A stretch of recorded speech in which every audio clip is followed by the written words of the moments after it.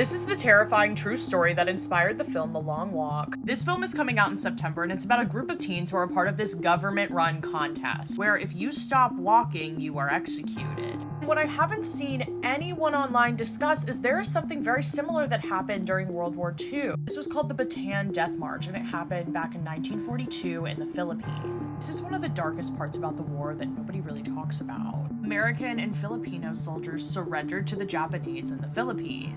They were taken as prisoners of war. During this time, they were forced to march 65 miles in the tropical heat.